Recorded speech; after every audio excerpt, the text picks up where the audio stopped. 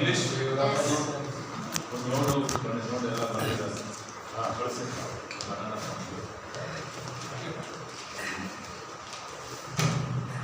So before we go further from here to chapter 3, we have to look at chapter 3 before we go to the 4th chapter. So we have seen the personal qualifications here.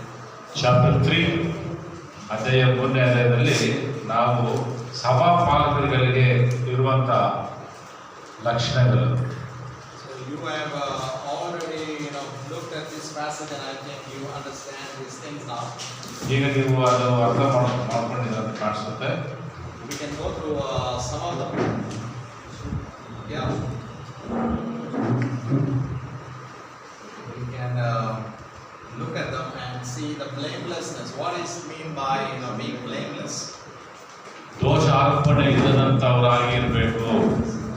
ಮೊದಲೇ ಪಾಸ್ಟರ್ಗಳಿಗಿರುವಂತಹ ಲಕ್ಷಣಗಳು, ಸೇವಕರಿಗೆ ಇರುವಂತಹ ಲಕ್ಷಣಗಳು ಏನಂದ್ರೆ ಮೊದಲೇದು ದೋಷ ಆರೋಪಣೆ ಇರಬಾರ್ದು.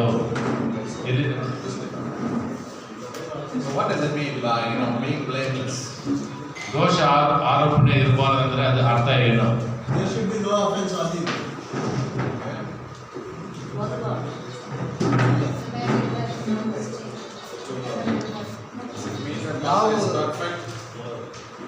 ಈಗ pastor perfect ವ್ಯಕ್ತಿನ ಈ ಲೋಕದಲ್ಲಿ ಸಭಾಪಾಲಕರು ಪರ್ಫೆಕ್ಟ್ ಆಗಿರಕ್ಕಾಗ್ತದ? ಕಷ್ಟ ಇದೆ, ಬಟ್ ಇರಬೇಕು. ಹೇಳಿ. So nobody should be able to point a finger at him and say that he is going against the standard of God's word. ಆತನು ದೇವರ ವಾಕ್ಯಕ್ಕೆ ವಿರೋಧವಾಗಿದ್ದಾನೆ ಎಂಬುದಾಗಿ ಹೇಳ್ಬಾರ್ದು. ಅದೇ ದೋಷ ಆರೋಪಣೆ ಇಲ್ಲದಂತ ವ್ಯಕ್ತಿ. So pastor is also same like the believers, he also has his own weaknesses. Pastor ಒಂದು ವಿಶ್ವಾಸಿ ಆಗೇ ಇರ್ತಾರೆ, ನಮಗೂ ಕೂಡ ಬಲಹೀನತೆ ಇದ್ದೇ ಇರ್ತದೆ. Pastor wants to set example according to the word of God. ಆದ್ರೆ ಪಾಸ್ಟರ್ ದೇವರ ವಾಕ್ಯಕ್ಕೆ ವಿಧೇಯರಾಗಿ ಒಂದು ಮಾದರಿಕರವಾದಂಥ ಜೀವನವನ್ನು ಜೀವಿಸಬೇಕಾಗಿದೆ. He wants to demonstrate the character of Christ in his life, being blameless. That means it's not that no blame at all and he is perfect, because nobody is perfect. ಆದರೆ ಆತನು ಸಂಪೂರ್ಣವಾಗಿ ದೇವ ದೂಷಣೆ ಇಲ್ಲದಂತೆ ದೇವ ಆರೋಪಣೆ ಯಾವ ದೋಷ ಆರೋಪಣೆ ಇಲ್ಲದ ಹಾಗೆ ಇರಬೇಕಾಗಿದೆ. But pastor is concerned about the spiritual aspects of his own life and he wants to set example for the believers. Pastor ಅಂದ್ರೆ ಸಭಾಪಾಲಕರು ಅಂದ್ರೆ ಅವರಿಗೆ ಒಂದು ಮಾದರಿಕರವಾದಂತ ಅವರು ಜವಾಬ್ದಾರಿ ತೆಗೆದುಕೊಂಡಿರ್ತಾರೆ.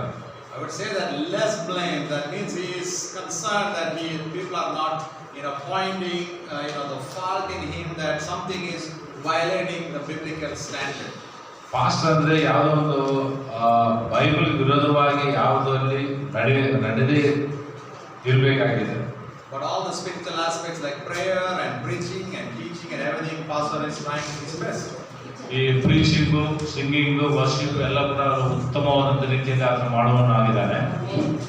So that is one thing that being blameless means. He is concerned about his character, how he behaves before people, and how he behaves everywhere in society and everywhere. He doesn't want to have the stain on him by the world. ಆತನು ಯಾರ ಜೊತೆ ಮಾತನಾಡ್ತಾ ಇದ್ದಾನೆ, ಎಲ್ಲಿ ಹೇಗೆ ಪ್ರವರ್ತಿಸ್ತಾ ಇದ್ದಾನೆ ಎಲ್ಲ ಜಾಗೃತಿಯಾಗಿ ತನ್ನನ್ನು ತಾನು ನೋಡಿಕೊಂಡು ಇತರರಿಗೆ ಆತನು ಮಾದರಿಕರವಾಗಿರಬೇಕು. Another thing is that he is the husband of one wife. ಆತನು ಮುಖ್ಯವಾದಂಥದ್ದು ಆತನು ಏಕಪತ್ನಿ ಪುರುಷನಾಗಿರಬೇಕು. So husband of one wife, it is like one woman man. That is what the Greek word mia androgynakos means. One woman man. One women man ಅಂದ್ರೆ ಒಂದು ಹೆಂಡತಿ ಇರಬೇಕು. ரெண்டு பேர் இருக்கக்கூடாது, 3 பேர் இருக்கக்கூடாது. So that would disqualify a pastor.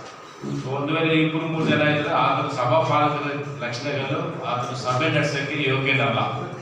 Pastor is faithful to one wife. ಆತನು ಒಬ್ಬ ಹೆಂಡತಿಗೆ ಆತನು ನಂಬಿಕೆಸ್ತನಾಗಿರಬೇಕಾಗಿದೆ. And he has to keep that standard, God's standard. ದೇವರ ಸ್ಟ್ಯಾಂಡರ್ಡ್ ಅನ್ನು ಅದನ್ನು ಮೇಂಟೈನ್ ಮಾಡಬೇಕು. Not the worldly standard. ಈ ಪ್ರಪಂಚದ ಸ್ಟ್ಯಾಂಡರ್ಡ್ ಅಲ್ಲ ಅದು. The world, it doesn't matter to be one wife or one woman man or two women man or three women man. ಈ ಈಗ ಕೆಲವರಿಗೆ ಯಾವಾಗ 2-3 ಜನ ಹೆಂಡತಿರಿದಾರೋ ಅವ್ರಿಗೆ ಹೆಚ್ಚಾಗಿ ಮರ್ಯಾದೆ ಕೊಡ್ತಾ ಇದ್ದಾರೆ ಈಗ ಇರೋ ಚರ್ಚ್ಗಳಲ್ಲಿ. For us as the men of God, as the pastors, servants of God, shepherd of the church, he should have only one wife. ಆದರೆ ನಿಜವಾಗಿ ದೇವರ ಪರಲೋಕದ ಒಂದು ಸ್ಥಿತಿ ಸ್ಟ್ಯಾಂಡರ್ಡ್ ಏನಂದ್ರೆ ಒಬ್ಬ ಸೇವಕನು ಏಕಪತ್ನಿ ಪುರುಷನಾಗಿರ್ಬೇಕಾಗಿದೆ. What about if a pastor violates this rule and he, is caught with, adultery? ಒಂದು ವೇಳೆ ಪಾಸ್ಟರು ಏನಾದರೂ ವ್ಯಭಿಚಾರದಲ್ಲಿ ಸಿಕ್ಕಾಕೊಂಡ್ರೆ ಏನ್ ಮಾಡ್ಬೇಕು? என்ன பண்ணோம்? வசனம் சொல்லி மாத்திருக்கு. வசனம் சொல்லி மாத்திருக்கு. நீதிமான 7 வாட்டி பாவம் பண்ணாங்க. வசனம் சொல்லி சமர்ப்பணம்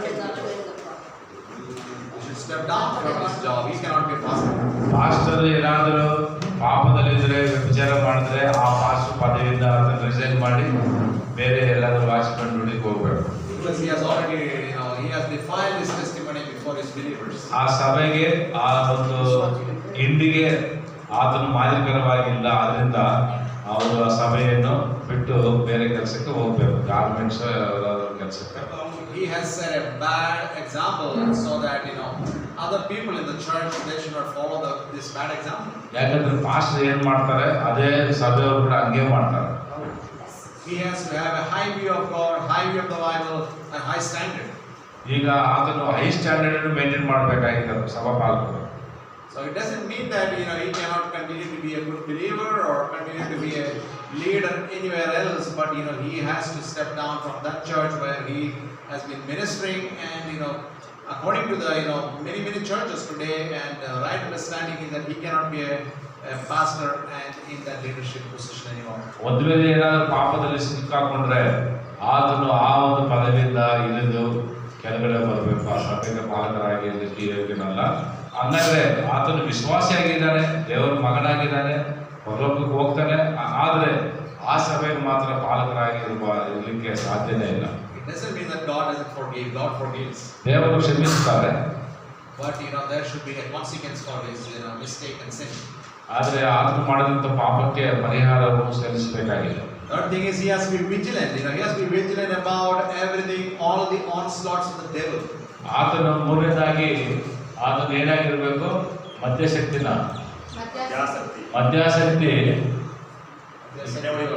ಎಣ್ಣೆ ಹೊಡಿಬಾರದು. Vigilant means being alert. ಮಧುಪಾನ ಕುಡಿಬಿಡೋದು. Vigilant is nothing to do with drinking. It has to do with being alert. ಕೆಲವರು ELS ಹೋಗಿ ಆ ವೈನ್ ತಗೊಳ್ತಾರೆ, ಅದು ಕೂಡ ತಗೋಬಾರ್ದು, ಅದು permanent ಆಗಿರಬಾರ್ದು. Vigilant means pastor is always alert about things, and he is discerning himself from the word of God, and he knows what to do and what not to do. ದೇವರ ವಾಕ್ಯವನ್ನು ಹೆಚ್ಚಾಗಿ ಅರಿತುಕೊಂಡವರಾಗಿರಬೇಕು. ಮದ್ಯಪಾನಕ್ಕೆ ಆತನು ಅವಕಾಶವನ್ನು ಕೊಡಬಾರದು. And he has to be sober minded, and also he has to have the right thinking. Sober minded ಅಂದ್ರೆ ಹಣದಲ್ಲಿ ಏನಿದೆ, ಅಧಿಕ ಸತ್ಕಾರ ಮಾಡುವನಾಗೆ. ಅತಿಥಿ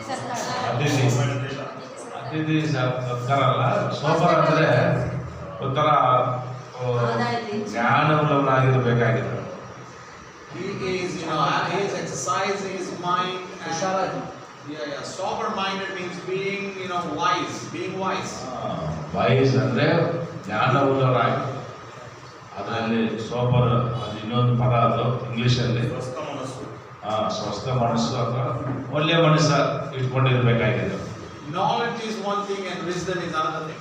ನಾಲೆಜ್ ಬೇರೆ, ವಿಸ್ಡಮ್ ಬೇರೆ, ಜ್ಞಾನ ಬೇರೆ, ತಿಳುವಳಿಕೆ ಬೇರೆ, ವಿವೇಕ ಬೇರೆ. Knowledge is accumulation of so many things in the world. Accumulation of a lot of data can be the knowledge. Knowledge ಅಂದ್ರೆ ಈಗ ನಿಮ್ಮ ಮೊಬೈಲ್ ಅಲ್ಲಿ ನೋಡ್ತಾ ಇದ್ರಲ್ಲ, ಡೈಲಿ ವಿಜಯ್ CM ಆಗಿದ್ದಾನೆ, ಇವೆಲ್ಲ ಬಂದು knowledge. The newspaper, the education, the secular studies, philosophy, all these are knowledge. ಈ ಒಂದು ಸೆಕ್ಯುಲರ್ ಸ್ಟಡೀಸ್ ಅಲ್ಲಿ ಇರುವಂತ ಫಿಲಾಸಫಿ, ಬುಕ್ಸ್, ಮ್ಯಾಗಝಿನ್, ಅವೆಲ್ಲ ನಾಲೆಜ್. ನಮಗೆ We need knowledge. ನಮಗೆ ನಾಲೆಜ್ ಬೇಕು. But more than the knowledge, we need wisdom. ನಾಲೆಜ್ಗಿಂತ ತಿಳುವಳಿಕೆಗಿಂತ ಜ್ಞಾನ ಬೇಕು. Wisdom is the apprehension of that knowledge, and appropriation of that knowledge is called wisdom. Appropriation, how to use that knowledge in the right way according to the Bible, that is what wisdom. ಜ್ಞಾನವುಳ್ಳವರು ಜಾಣರು, ಜ್ಞಾನವುಳ್ಳ ಸ್ತ್ರೀ ಆಕೆಯ ಮನೆಯನ್ನು ಕಟ್ಟುತ್ತಾರೆ. ಜ್ಞಾನದಿಂದ ಆ ಮನೆಯಲ್ಲಿ ವಜ್ರ ವೈಡೂರ್ಯಗಳು ಇರ್ತವೆ. ಅಲ್ಲಿ ಜ್ಞಾನದಿಂದ ಇರ್ತಾರೋ ಆ ವ್ಯಕ್ತಿ ಮನೆಯಲ್ಲಿ ವಜ್ರಗಳು, ವೈಡೂರ್ಯಗಳು, ಚಿನ್ನ, ಬಂಗಾರ ಎಲ್ಲ ಇರ್ತದೆ. The first and foremost knowledge is the fear of God. ಮೊದಲನೇದಾಗಿ ಜ್ಞಾನ ಎಲ್ಲಿಂದ ಬರ್ತದೆ ಅಂದ್ರೆ ಯೆಹೋವ ಎಂದಲೂ ಭಯಭಕ್ತಿಗಳು ಕಲಿಗೊಂಡ ಮೂಲನ ದೇವರಲ್ಲಿ ಭಯಭಕ್ತಿಗಳಾಗಿದ್ದಾಗ ಆವಾಗ ಜ್ಞಾನ ಬರ್ತದೆ. ಆವಾಗ ನಿಮ್ಮ ಮನೆಯಲ್ಲಿ ಆಶೀರ್ವಾದ ಇರ್ತದೆ. That is the theme words of Proverbs that the fear of the Lord is the beginning of wisdom. ಕರ್ತನಲ್ಲಿ ಭಯಭಕ್ತಿಯುಳ್ಳವರು ಆ ಜ್ಞಾನಕ್ಕೆ ಮೂಲ ಎಂಬುದಾಗಿ ನಾವು ವಾಕ್ಯದಲ್ಲಿ ಓದ್ತೇವೆ. And those who have the fear of God, they are sober-minded and they are studying the Bible that God gives them good wisdom. ದೇವರ ವಾಕ್ಯವನ್ನು ಹೆಚ್ಚಾಗಿ ಓದುವಾಗ ದೇವರು ನಿಮಗೆ ವಿಶೇಷ ಜ್ಞಾನವನ್ನು ದೇವರು ದಯಪಾಲಿಸುತ್ತಾರೆ. This advanced international training is not a waste of time. Advance international ತುಂಬ ಜನ ಬರ್ತಾ ಇಲ್ಲ, ಅವ್ರು ಕಿತ್ತಾಕ್ಬಿಡ್ತೀನಿ ಬಿಡಿ ನೆಕ್ಸ್ಟ್ ಟೈಮು. ಆದರೆ ಇದು ವೇಸ್ಟ್ ಆಫ್ ಟೈಮ್ ಅಲ್ಲ, ಇದು ನೀವು ನೆನೆಸ್ಕೋಬೇಡಿ. ಇದು ಬೆಲೆ ಉಳ್ಳಂತ ಒಂದು ಉಪಾಧ್ಯಾಯವಾಗಿದೆ, ಟೀಚಿಂಗ್ ಆಗಿದೆ. You are separating a week from your schedule and you are meditating upon God's word and praying and coming together as saints, and this is a very, very valuable time. ಇದು just ಸೆಮಿನರಿಗೆ ಹೋದ ಹಾಗೆ ಇದು. Seminary ನಿಮ್ಮ ಹತ್ರ ಬಂದಿದೆ. So ನೀವು ವರ್ಷ ಪೂರ 4 ವರ್ಷ ನೀವು ಕಲಿತಾ ಇಲ್ಲ ಅಂದರೆ ಆ ಒಂದು ವಾರ 6 ತಿಂಗಳಿಗೆ 1 ವಾರ ನೀವು ಸೆಮಿನರಿಗೋಸ್ಕರ ಕೊಟ್ಟಿದ್ರ ದೇವರ ವಾಕ್ಯವನ್ನು ಕಲಿತಾ ಇದ್ದಾರೆ. And the fifth one is of good behavior. Pastor has a good behavior. ಪಾಸ್ಟರ್ಗೆ ಒಳ್ಳೆ ಬಿಹೇವಿಯರ್ ಅಂದರೆ ಒಳ್ಳೆ ಪ್ರವರ್ತನೆ ಇರಬೇಕು. Even the people of the world, they have good behavior. ಈ ನಮಗಿಂತ ಅನ್ಯ ಜನರೇ ಚೆನ್ನಾಗಿರ್ತಾರೆ. People who do not know the world, they have who do not know the Lord have good behavior. ಈ ಹಿಂದೂ ಸ್ವಾಮೀಜಿಗಳು ಚೆನ್ನಾಗಿ ಮಾತನಾಡಿಸ್ತಾರೆ. It doesn't have to be a believer to have good behavior. ಆದರೆ ನಮಗೆ ಸೇವಕರುಗಳಿಗೆ ಒಳ್ಳೆ ಬಿಹೇವಿಯರ್ ಇರ್ತಾ ಇಲ್ಲ, ಅಂದರೆ ಪ್ರವರ್ತನೆ ಇರ್ತಾ ಇಲ್ಲ. So our behavior is based upon the given scripture. ನಮ್ಮ ಒಂದು ಪ್ರವರ್ತನೆ ದೇವರ ವಾಕ್ಯದ ಮೇಲೆ ಆಧಾರಪಟ್ಟಿರ್ತದೆ. One of the person said that a person is so good, not doing nothing bad to his neighbors, good, friendly, having and loving their neighbors, loving all the friends and doing all good things, and people say that these people are so good that they will go to heaven. ಕೆಲವರು ಹೇಳ್ತಾರೆ ಎಲ್ಲ ಒಳ್ಳೆ ಕಾರ್ಯಗಳು ಮಾಡ್ತಾ ಇದ್ದಾನೆ, ಆತನ ಪರಲೋಕಕ್ಕೆ ಹೋಗ್ತಾನೆ ಎಂಬುದಾಗಿ. But good morality will not take a person there. ಒಳ್ಳೆ ಮನಸ್ಸಿದ್ರು ಕೂಡ ಸುಮ್ಮನೆ ಆಗೋಣ ಇರಬೇಡ. ಈ ಒಳ್ಳೆ ಮನಸ್ಸಿದ್ರು ಕೂಡ ಪರಲೋಕ ಕರ್ಕೊಂಡು ಹೋಗಲ್ಲ. It is not just about the good morality, but it is about the salvation that a person has. ನೀವು ಎಷ್ಟು ಒಳ್ಳೆಯವರಾಗಿದ್ರು, ಎಷ್ಟು ಒಳ್ಳೆ ಕೆಲಸಗಳು ಮಾಡಿದ್ರು ಪರಲೋಕ ಸಿಗಲ್ಲ. ರಕ್ಷಣೆ ಅನುಭವ ಇರಬೇಕು, ಆವಾಗ ಪರಲೋಕ ಸಿಗ್ತದೆ. It is not about our good works, but it is about the good works of Jesus Christ. ಯೇಸು ಕ್ರಿಸ್ತನ ಒಳ್ಳೆ ಕಾರ್ಯಗಳು ನಿನ್ನಲ್ಲಿ ಬಂದಾಗ ನೀನು ಒಳ್ಳೆ ಕೆಲಸ ಮಾಡ್ತೀವಿ. ರಕ್ಷಣೆ ಹೊಂದಿದ ಮೇಲೆ ಬರೋದು ಅದು ನಮಗೆ. Then we find the next one is given to hospitality. Hospitality ಏನಾவது ಅತಿ ಸತ್ಕಾರ.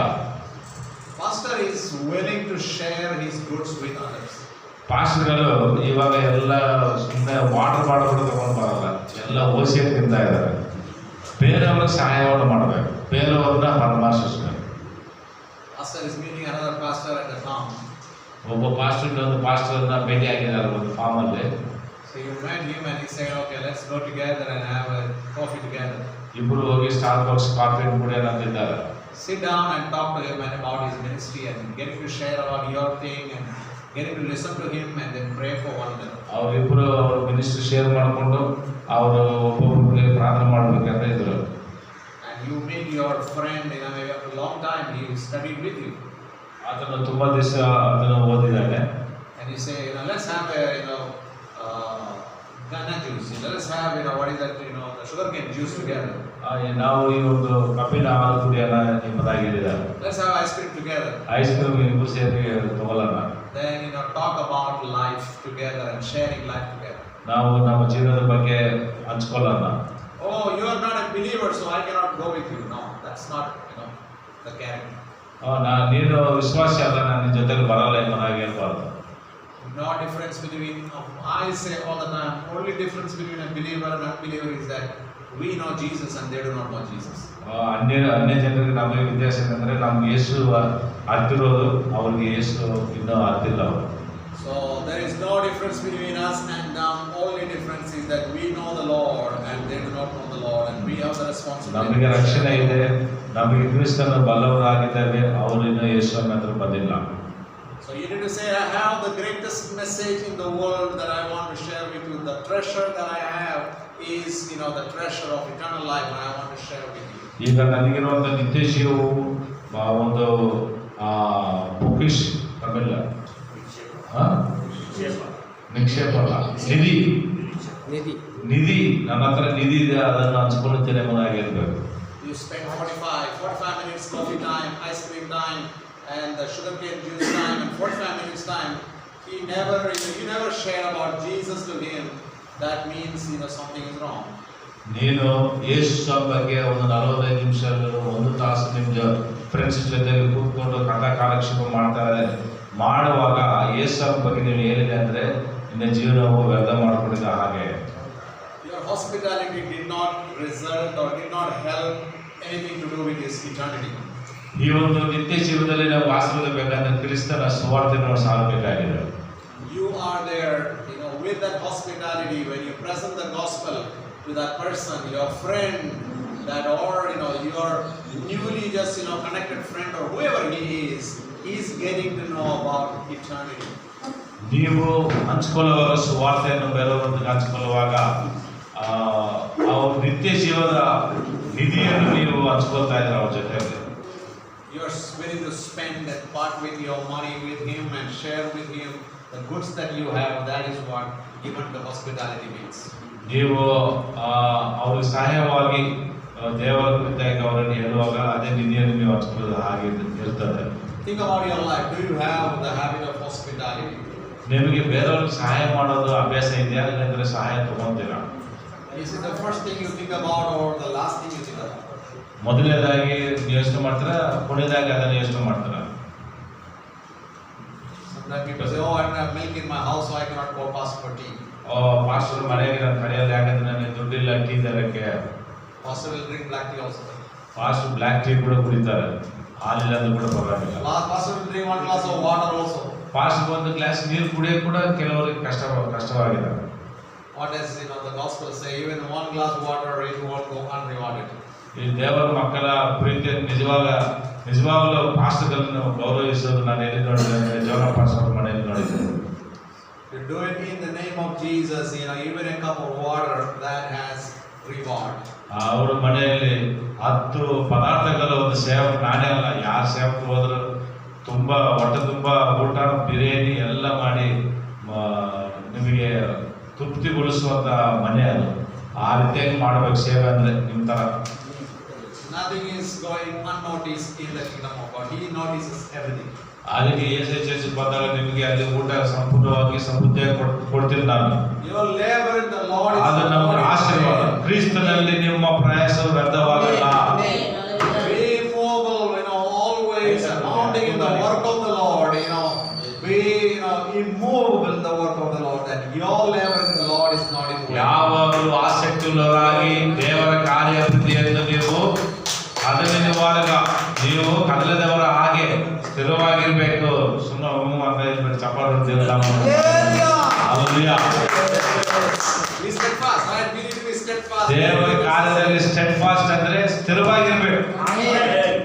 So the hospitality that we give today, we are not doing it expecting something, but God is not a debtor. He is going to reward us. ದೇವರ ಸೇವೆಗೆ ನೀನು ಏನು ಮಾಡಿದ್ರು ಅದು ನಿನಗೆ 100 ಸಲ 100 ಬಾರಿ ದೇವರು ನಿನಗೆ ಮತ್ತೆ ಕೊಡ್ತಾರೆ. So we need to be encouraged with that. And 7th one is up to teach. That means you have ability to teach. ಏಳೆಂದು ನೀವು ಅವ್ರಿಗೆ ಬೋಧಿಸುವಂತ ಏನಾದ್ರು ಬಂದಿದ್ದಾರೆ short cut.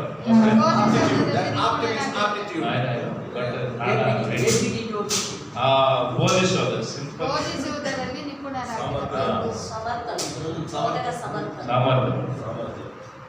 He is, how does he, get that attitude? How does he get that ability? Teaching ಅಂದ್ರೆ ನಿಮಗೆ ಹೇಗ ಜ್ಞಾನ ಬರ್ತದೆ, ಯಾವಾಗ ನಿಮ್ಗೆ ಧೈರ್ಯ ಬರ್ತದೆ ಬೋಧಿಸೋದು. He's praying all the time, getting the ability. ಯಾವಾಗಲೂ ಪ್ರಾರ್ಥಿಸಿ ಆ ಒಂದು ಗಿಫ್ಟ್ ಅನ್ನು ತಗೋಬೇಕಂತ ಇದ್ದೀರಾ? He's singing all the time, getting the ability. ಯಾವಾಗಲೂ ಹಾಡಾಡ್ತಾ ಇರುವಾಗ ಅವರು ಬೋಧನೆ ಮಾಡೋದು ಶಕ್ತಿ ಬರ್ತದ, ಆ ಗಿಫ್ಟ್ ಬರ್ತದ ದೇವರಿಂದ. But he doesn't open the Bible. ಅವರು ಬೈಬಲ್ ಓಪನ್ ಮಾಡದೇ ಇರುವಾಗ We need to use this, right? Singing is good, praying is good, counseling is good, evangelizing is good. But if he's not reading this, you don't get that apt to teach. ಇವಾಗ ನೀವು singing, ಹಾಡುಗಳು, ವಾಕ್ಯಗಳು ಎಲ್ಲ okay ಚೆನ್ನಾಗಿದೆ, ಆದ್ರೆ ದೇವರ ವಾಕ್ಯವನ್ನು ಓದದೆ ಇದ್ರೆ ನೀವು ಟೀಚಿಂಗ್ ಮಾಡಕ್ಕಾಗಲ್ಲ, ಬೋಧಿಸಕ್ಕಾಗಲ್ಲ. These are the trainings that you are prepared to how to use the Bible. ಈಗ ನೀವು ಈ ಟ್ರೈನಿಂಗ್ ಅಲ್ಲಿ ಬೈಬಲ್ ಅನ್ನು ಯಾವ ರೀತಿಯಾಗಿ ನೀವು ಉಪಯೋಗ ಮಾಡ್ತಾರೆ ಎಂಬುದಾಗಿ ನಮಗೆ ಟ್ರೈನಿಂಗ್ ಇದು. The training helps us, halfway, but the rest of the way that we need to do is we need to go back and we need to do study again. ನಾವು ಹಿಂದೆ ಹೋಗಿ ನಾವೇನು ಕಲ್ತಿದ್ದೀವೋ ಅದನ್ನು ಬೇರೆಯವರು ಕಲಿಸ್ಕೊಡ್ಬೇಕಾಗಿದೆ. Pastor is a personal trainer, he is a personal educator, he educates himself. That is why he is able to communicate. ಈಗ ಜೋನ pastor ಆಗಿರ್ಬೋದು, Andrew pastor ಆಗಿರ್ಬೋದು, ನಾನಾಗಿರ್ಬೋದು, ನಮ್ಮ ಸಭೆಗಳ ಮೂಲಕವಾಗಿ ಅನೇಕನ ಬೋಧಕರಾಗಿ ಮಾಡಿ ನಾವು ನಮ್ಮ ಸಭೆಯಿಂದ ಕಲಿಸ್ಬಿಟ್ಟಿದ್ವಿ ಹೊರಗಡೆ. Pastor is not given to much wine. Pastor ಇನ್ನೊಂದು ಲಕ್ಷಣ ಏನಂದ್ರೆ ಅವರು ಕುಡಿಬಾರ್ದು ನೈಟಲ್ಲಿ.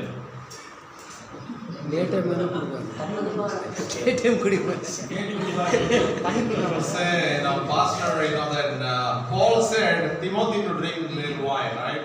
ಈ ಪೌಲನು ತಿಮೋತಿಗೆ ಏನು ಹೇಳಿದ್ದಾರೆ? ಸ್ವಲ್ಪ ನೀವು ದ್ರಾಕ್ಷಾರಸವನ್ನು ತೆಗೆದುಕೊಳ್ಳಿ ಎಂಬುದಾಗಿ ಹೇಳಿದ್ದಾರೆ. Jesus made wine. ಯೇಸು ಸ್ವಾಮಿ ಕಾನಾ ಊರಲ್ಲಿ ಆತನು ದ್ರಾಕ್ಷಾರಸವನ್ನು ಮಾಡಿದ್ದಾರೆ. But why does pastor is not allowed to drink? ಯಾಕೆ ಪಾಸ್ಟರ್ ಕುಡಿಬಾರ್ದು?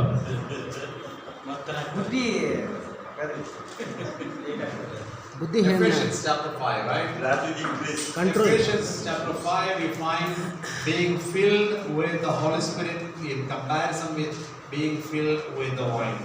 ಎಫೆಸಿ 5:5ರಲ್ಲಿ ನಾವು ಆತ್ಮದಿಂದಲೂ ತುಂಬಿಸಲ್ಪಡಬೇಕು, ಈ ಮಧುಪಾನದಿಂದ ತುಂಬಿಸಬಾರದು. ಇನ್ನೊಂದು ವಿಷಯ, ನೀವು ಕುಡಿದ್ರೆ ಮನೆಗೆ ನೆರೆದ್ರದ್ದು ಬರ್ತದೆ, ಇದ್ದಿದ್ದು ಹೋಗ್ಬಿಡ್ತದೆ. துன்மார்க்கத்துக்கு ஏதுவான மதுவான வெறி கொள்ளாமல் ஆவியினால் நிறைந்து சங்கீதங்களாலும் கீர்த்தங்களாலும் ஞான பாட்டுகளாலும் ஒருவருக்கொருவர் புத்தி சொல்லிக்கொண்டு உங்கள் இருதயத்தில் கர்த்தரை பாடி கீர்த்தனம் பண்ணி. Do not be drunk with wine wherein there is excess. ಅಲ್ಲಿ ಹೆಚ್ಚಾಗಿ ನಾವು ಕುಡಿಯಕ್ಕೆ ಬಿಡಬಾರದು. But is putting a contrast. But you need to do something. You need to be filled with the Holy Spirit, not filled with the wine. ಕುಡಿಯೋದು ಬಿಟ್ಬಿಟ್ಟು ನಾವು ಆತ್ಮದಿಂದ ನಾವು ತುಂಬಿಸಲ್ಪಡಬೇಕು. When you drink in excess, the Bible doesn't say not to drink. ದೇವರ ವಾಕ್ಯದಲ್ಲಿ ಯಾವುದು ಕುಡಿಬಾರದು ಎಂಬುದಾಗಿಲ್ಲ, but Bible does say that not to drink excessively. ಆದರೆ ಹೆಚ್ಚಾಗಿ ಕುಡಿಬಾರದು ಎಂಬುದಾಗಿ.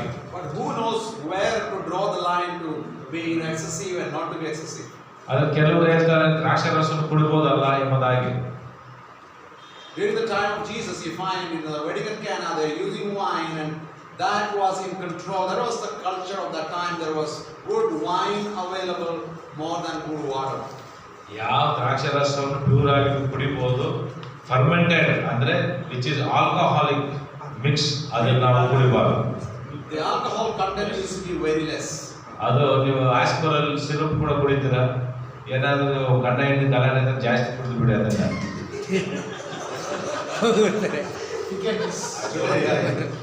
If my husband and wife fight more, you drink the cough syrup more. Today you find the wine is made more alcoholic. ಇವತ್ತು ವೈನಲ್ಲಿ alcohol ಜಾಸ್ತಿ ಆಗಿದೆ. You will lose your sobriety. That is what sober minded means. ಒಳ್ಳೆ ಜ್ಞಾನ ಹೋಗ್ಬಿಡ್ತದೆ. ಕುಡುಕನ ಹೆಂಡತಿ ವ್ಯಭಿಚಾರಿ ಎಂಬುದಾಗಿ ಒಂದು ಗಾದೆ ಇದೆ. ಯಾವನು ಕುಡಿತಾನೋ ಅವ್ರ ಹೆಂಡತಿ ವ್ಯಭಿಚಾರಕ್ಕೆ ಹೋಗ್ಬಿಡ್ತಾರೆ. Pastor need to be filled with the Holy Spirit to be sober minded. ನೀವು ಅಲ್ಲೂ ತೋರಿಸದೆ ಆಗಬೇಕು. ಓಕೆ, ಪಾಸ್ಟರ್ ಬಂದು ಆತನು ಜ್ಞಾನವುಳ್ಳವನಾಗಿ ಸ್ಥಿರಚಿತ್ತನಾಗಿರ್ಬೇಕಾಗಿದೆ. And when he is drunk with the wine start controlling him and he will lose his sobriety. He cannot distinguish between father and mother and brother and sister. ಈಗ ಕುಡಿದ ಮೇಲೆ ಆತನಿಗೆ ಏನು ಯಾರು ತಂಗಿ ಯಾರು ಹೆಂಡತಿ ಯಾರು ಅಮ್ಮ ಯಾರು ಗೊತ್ತಾಗಲ್ಲ. So that is why a pastor has to stay away, abstain from drinking all kinds of alcoholic beverages. ಆದ್ರೆ ಅದು ನಿಶಾ ಕೊಡುವಂತ ಪಾನೀಯ ಯಾವುದಾದ್ರೂ ಇರಲಿ ಅದು ನಾವು ಮುಟ್ಟಬಾರದು. Yes.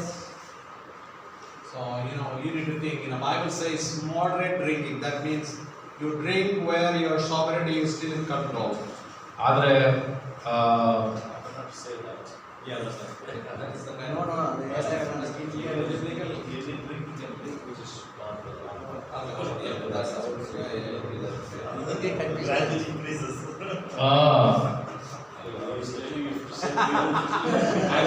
That's right.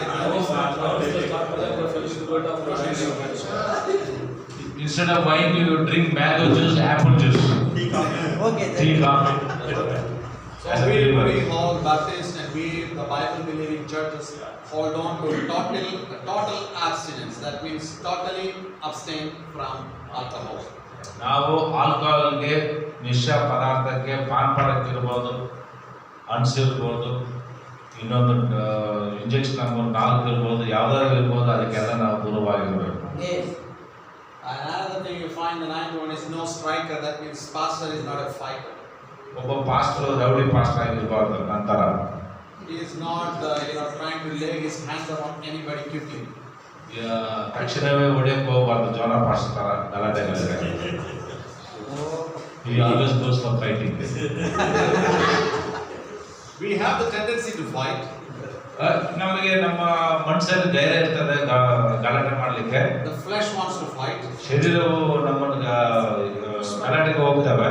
The flesh is weak, ನಾವು ಶರೀರವು ಬಲಹೀನವಾಗಿದೆ, but the spirit is strong. ಆದರೆ ಆತ್ಮವು ಸ್ಟ್ರಾಂಗ್ ಆಗಿದೆ. We need to strengthen our spirit that we can suppress our flesh. ನಾವು ನಮ್ಮ ಶರೀರವನ್ನು ಬಲಹೀನ ಮಾಡಿ ಆತ್ಮವನ್ನು ಬಲವುಳ್ಳವರಾಗಿ ನಾವು ಮಾಡಬೇಕು. The more you are filled with the Holy Spirit, you get the power to overcome the fleshly desires of fighting and anger, jealousy, and all kinds of sinful tendencies. ನೀವು ಆತ್ಮದಿಂದ ತುಂಬಿಸಲ್ಪಟ್ಟಾಗ ಆವಾಗ ನಿಮ್ಮ ಶರೀರದ ಮೇಲೆ ದೇವರು ಬಲವನ್ನು ಕೊಡ್ತಾರೆ. ಈ ಒಂದು ಅಸೂಯೆ, ಕ್ರೋಧ, ಕಕ್ಷೆಗಳು ಇವೆಲ್ಲರಿಂದ ದೇವರು ಬಿಡುಗಡೆ ಕೊಡ್ತಾರೆ. Pastor is a spiritual athlete. Pastor is not a fighter. Pastor ಒಂದು ಸ್ಪಿರಿಚುವಲ್ ಅಥ್ಲೀಟ್ ಅಂದ್ರೆ ಆಧ್ಯಾತ್ಮಿಕವಾದಂತ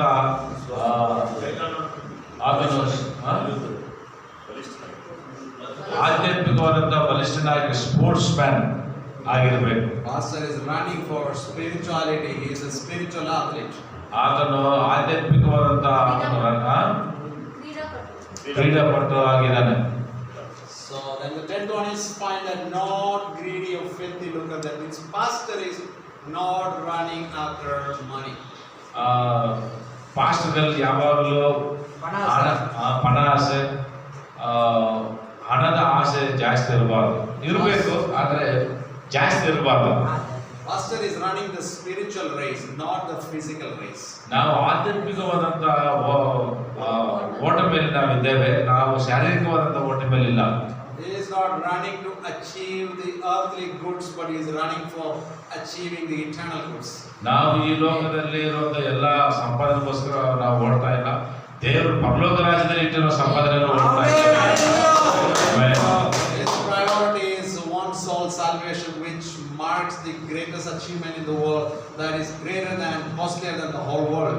ನಾವು ಈ ಲೋಕದಲ್ಲಿ ಇರುವಂತ ಎಲ್ಲ ವಜ್ರ ವೈಢೂರ್ಯಗಳಿಗಿಂತ ಒಂದು ಆತ್ಮರ ರಕ್ಷಣೆ ತಂದ್ರೆ ಅದೇ ಸಾಕು ನಮಗೆ. He has the right perspective that all these earthly goods are going to perish, and as Job says that we came naked and we will go naked. ಜೋಬನು ಎಂದಾಗಿ ನಾವು ದಿಗಂಬರಾಗಿ ಬಂದಿದ್ದೇವೆ, ದಿಗಂಬರಾಗಿ ನಾವು ಹೋಗ್ತೇವೆ. ಈ ಲೋಕದಲ್ಲಿ ಯಾವುದು ನಮ್ಮ ಜೊತೆಲಿ ಬರಲ್ಲ. So what we need is, God will provide. That is what Matthew 6:33 says. What? Seek ye first the kingdom of God and His righteousness, and all these things shall be added. Matthew 6:33 ಮೊದಲನೇದಾಗಿ ದೇವರ ನೀತಿಯನ್ನು ರಾಜ್ಯವನ್ನು ಹುಡುಕಿರಿ, ಎಲ್ಲವೂ ದೇವರು ನಿಮಗೆ ಒದಗಿಸಿಕೊಡ್ತಾನೆ. Hallelujah. So what is all things mean? ಎಲ್ಲವಂದ್ರೆ ಏನು?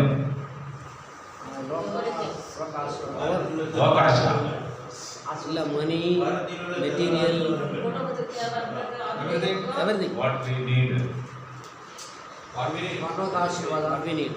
In the context it is saying, in Matthew 6 itself, the context it is saying, ಆ ಒಂದು ಕಾಂಟೆಕ್ಸ್ಟ್ ಅಲ್ಲಿ ಬರೆಯಲ್ಪಟ್ಟಿದೆ 6:33 ಎಲ್ಲ ಅಂದ್ರೆ ಏನು? all these three things means food, Health. clothing and shelter. Food, clothes, and shelter. ನೆರಳು. Kapda, Mane. roti, makan. Kapda, roti, makan in Hindi. ಕಪ್ಪಡ, ರೊಟ್ಟಿ, ರೊಟ್ಟಿ, Makaan. Food, clothing and shelter. ಈಗ ಬಟ್ಟೆ, ಊಟ ಮತ್ತೆ ಒಂದು ಮನೆ. ಗುಡಿಸಲು, These ಸ್ವಂತ are ಮನೆ. the basic things a person needs. ಸ್ವಂತ ಮನೆ ದೇವರು ಕೊಡ್ತಾರೆ. You need food, he will provide. ದೇವರು ನಿಮಗೆ ಬಿರಿಯಾನಿ ಇಲ್ಲಾಂದ್ರೆ ಊಟ ಕೊಡ್ತಾರೆ. You need cloth, he will provide. ನಿಮಗೆ ಬಟ್ಟೆ ಕೊಡ್ತಾರೆ. You need a house, whether rented or owned, he will provide. ನೀವು ಹೆಚ್ಚಾಗಿ ದೇವರ ಸೇವೆ ಚೆನ್ನಾಗಿ ಮಾಡಿದ್ರೆ ದೇವರು ಸ್ವಂತ ಮಾಡಿ ಕೊಡ್ತಾರೆ. ಇಲ್ಲಾಂದ್ರೆ ಬಾಡಿಗೆ ಮನೆಯಲ್ಲಿ ಸಾಯ್ಬೇಕು ದೇವರು. Even if you don't have an own house here, but you have a own house in heaven, God is preparing for you. ದೇವರು ಇಲ್ಲೇ ನಿಮ್ಮನ್ನು ಆಶೀರ್ವಾದ ಮಾಡ್ತಾರೆ ಯಾವಾಗ ದೇವರ ಸೇವೆಯನ್ನು ಚೆನ್ನಾಗಿ ಮಾಡ್ತಾರೆ. Amen. So seek ye first the kingdom of God. ದೇವರ ರಾಜ್ಯವನ್ನು ನೀತಿಯನ್ನು ಹುಡುಕಿದ್ರೆ ದೇವರು ಎಲ್ಲ ಒದಗಿಸಿಕೊಡ್ತಾನೆ. Hallelujah. And God is going to provide. We should not be running after the earthly riches, but we should run after the eternal riches. ನಾವು ಶಾಶ್ವತವಾದಂತ ಐಶ್ವರ್ಯಕ್ಕೋಸ್ಕರ ನಾವು ಕೆಲಸ ಮಾಡಬೇಕು ಹೊರತು ಈ ಲೋಕದ ಐಶ್ವರ್ಯಕ್ಕೋಸ್ಕರ ಮಾಡಿದ್ರೆ ನಾವು ಶೂನ್ಯಕ್ಕೆ ಒಳಗಾಗುತ್ತೇವೆ. Sometimes pastors, sometimes some preachings, the preachers said, "Oh, if you come to church with a bicycle, you will go back with motorbike." ಕೆಲವರು ಪಾಸ್ ಹೇಳ್ತಾರೆ ನಮ್ಮ ಪೆಂಟೆಕೋಸ್ಟಲ್ ಚರ್ಚ್ಗಳಲ್ಲಿ ಏನು ಸೈಕಲ್ ಅಲ್ಲಿ ಚರ್ಚಿಗೆ ಬಂದ್ರೆ ದೇವರು ಗಾಡಿ ಕೊಡ್ತಾರೆ ಬನ್ನಿ ಎಂಬುದಾಗಿ ಹೇಳ್ತಾರೆ. And if you come by motorbike, you will go back with a car. ನೀವು ಮೋಟರ್ ಬೈಕ್ ಅಲ್ಲಿ ಬಂದ್ರೆ ನೀವು ಕಾರಲ್ಲಿ ಹೋಗ್ತೀರಾ. ಕಾರಲ್ಲಿ ಬಂದ್ರೆ free It doesn't happen, right? It doesn't happen. ಕಾರಲ್ಲಿ ಬಂದ್ರೆ ಕಾರ್ ಕೊಟ್ಬಿಟ್ಟು ನಡ್ಕೊಂಡು ಹೋಗ್ಬೇಕು. ಫ್ಲೈಟಲ್ಲಿ